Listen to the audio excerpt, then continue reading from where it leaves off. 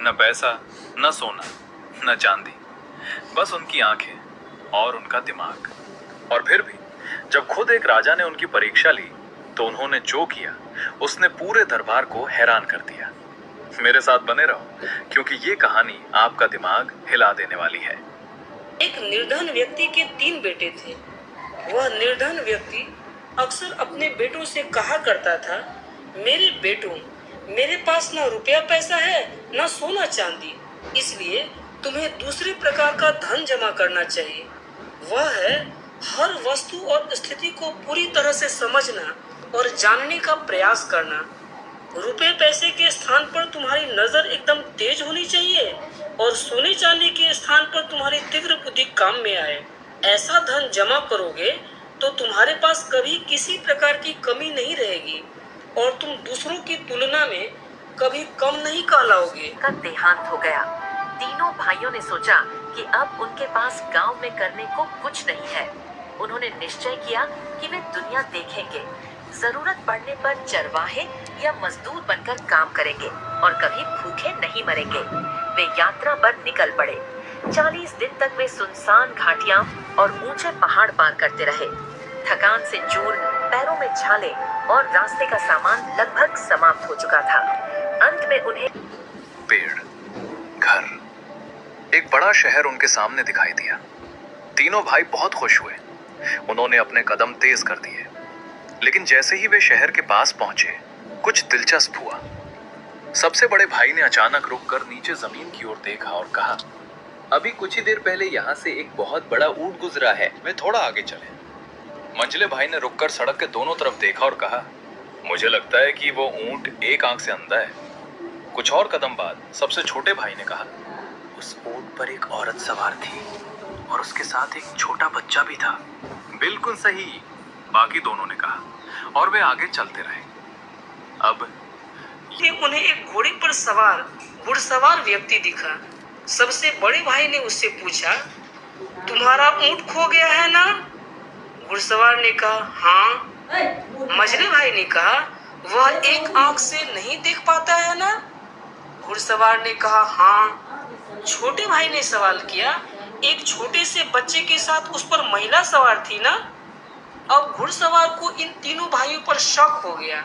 उसने कहा, आह, तुम्हारे पास है मेरा ऊंट, तुरंत बताओ तुमने उसका क्या किया? तीनों भाइयों ने कहा, हमने तुम्हारे ऊंट को देखा तक नहीं। घुड़सवार ने कहा, तो तुम्हें उसके बारे में सभी बातें कैसे पता चली? तो तीनों भाइयों ने कहा, हम अपनी आंखों और बुद्धि से काम लेना जानते हैं। जल्दी से तुम उस दिशा में जाओ, वहां तुम्हें तुम्हारा ऊंट मिल जाएगा। घुड़सवार ने कहा, नहीं, मैं उस दिशा में नहीं जाऊंगा। मेरा ऊंट तुम्हारे पास है और तुम्हें ही उसे लौटाना पड़ेगा। तीनों भाइयों ने फिर कहा, हमने तो तुम्हारे ऊंट को देखा तक नहीं। घुड़सवार उनकी बातों को सुनने को तैयार ही नहीं हुआ। वह उन्हें अपने देश के राजा के भवन में ले गया और सुरक्षा कर्मियों के हाथ सौंप दिया। राजा के पास जाकर कहा, मैं अपने रेवड़ों को पहाड़ों पर लिए जा रहा था और मेरी पत्नी मेरे छोटे से बेटे के साथ एक बड़े ऊंट पर मेरे पीछे पीछे आ रही थी। किसी कारण ऊंट पीछे रह गया और वह रास्ते से भटक गए। मैं उन्हें ढूंढने गया तो मुझे रास्ते में 3 व्यक्ति मिले जो पैदल चले जा रहे थे। मुझे पूरा विश्वास है उन्होंने मेरा ऊंट चुरा लिया है, मेरी पत्नी और मेरे बेटे को मार डाला है। राजा ने कहा, तुम ऐसा क्यों समझते हो? घुड़सवार ने कहा, मैंने इन लोगों से इसके बारे में एक शब्द भी नहीं कहा था। फिर भी उन्होंने मुझे यह बताया कि ऊंट बहुत बड़ा था और एक आंख से देख नहीं पाता था तथा उस पर एक महिला बच्चे के साथ सवार थी। राजा ने थोड़ी देर सोचा, विचार किया और बोला, जैसा कि तुम कहते हो, तुम्हारे बताए बिना ही तुम्हारे ऊंट के विषय में उन्होंने सभी कुछ अच्छी तरह से बताया है, तो अवश्य उन्होंने उसे चुराया होगा। जाओ, उन लोगों को यहाँ लेकर आओ। वह घुड़सवार उन तीनों भाइयों को साथ लेकर झटपट अंदर आ गया। राजा ने कहा, चोरों, तुरंत बताओ, उत्तर दो, तुमने इस आदमी का ऊंट कहाँ छिपाया है? तीनों भाइयों ने जवाब दिया, हम चोर नहीं हैं, हमने इनका ऊंट देखा भी नहीं। तब राजा ने कहा, इस व्यक्ति के कुछ भी बताए बिना तुमने ऊंट के विषय में सब कुछ बिल्कुल सही बता दिया। अब तुम यह कहने का साहस कैसे करते हो कि तुमने उसे नहीं चुराया? भाइयों ने कहा, महाराज, इसमें तो आश्चर्य की कोई बात नहीं है। फिर कहा, बचपन से ही हमें ऐसी आदत पड़ गई है, हम कुछ भी अपनी दृष्टि से अर्थात नजर से चूकने नहीं देते। हमने अपने आसपास पैनी दृष्टि से देखने और बुद्धि से सोचने के प्रयास में बहुत समय लगाया है। इसीलिए ऊंट को देखे बिना ही हमने बता दिया कि वह कैसा है। राजा को इस बात पर हंसी आ गई। राजा ने कहा, किसी को भी देखे बिना ही उसके विषय में क्या इतना कुछ जानना संभव हो सकता है? भाइयों ने जवाब दिया, हाँ, संभव है। राजा ने कहा, तो ठीक है, हम अभी तुम्हारी सच्चाई की जांच कर लेंगे। राजा ने इस समय अपने मंत्री को बुलाया और उसके कान में कुछ फुसफुसाया। मंत्री तुरंत महल के बाहर चला गया।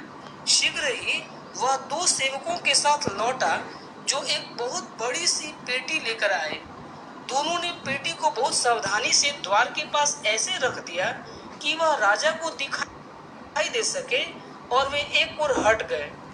तीनों भाई दूर से खड़े होकर उन्हें देखते रहे। उन्होंने इस बात को ध्यान से देखा कि पेटी कहां से और कैसे लाई गई थी और किस ढंग से रखी गई थी। राजा ने कहा, हाँ, तो चोरों, हमें बताओ कि इस पेटी में क्या है?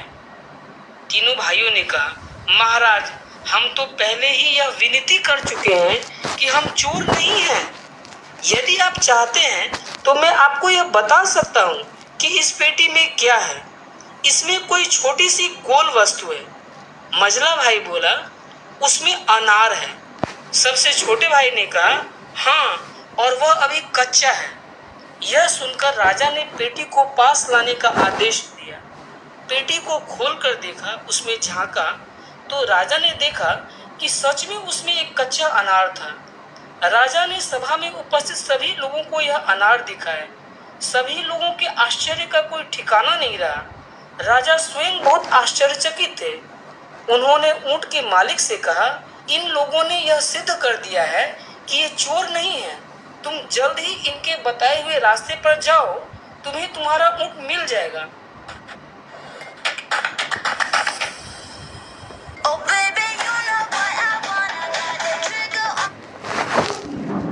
बताए हुए रास्ते पर जाओ, तुम्हें तुम्हारा ऊंट मिल जाएगा।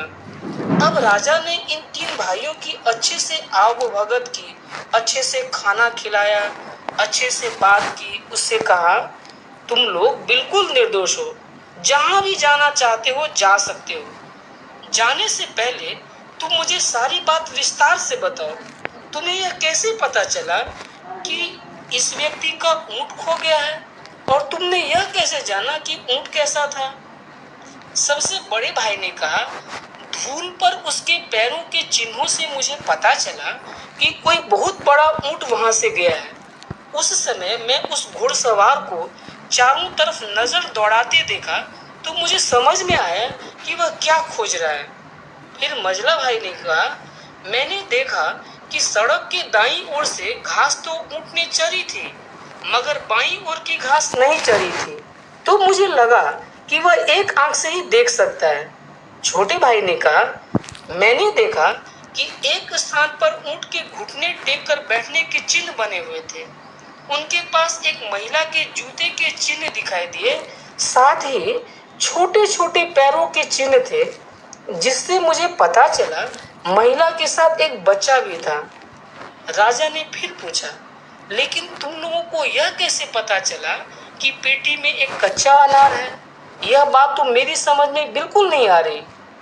बड़े भाई ने कहा, जिस तरह दोनों व्यक्ति उसे उठाकर लाए थे, उससे बिल्कुल स्पष्ट था कि वह थोड़ी भी भारी नहीं है।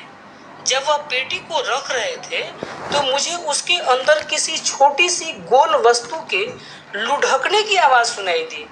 मझला भाई बोला, मैंने ऐसा अनुमान लगाया, चूंकि पेटी उद्यान की ओर से लाई गई है, और उसमें कोई छोटी सी गोल वस्तु है तो वह अनार ही होगा, कारण कि आपके महल के आसपास अनार के बहुत पेड़ लगे हुए हैं। सबसे छोटे भाई ने कहा, इस समय तक उद्यान के सभी अनार कच्चे हैं, यह तो आप स्वयं ही देख सकते हैं। उसने खुली हुई खिड़की की ओर संकेत किया।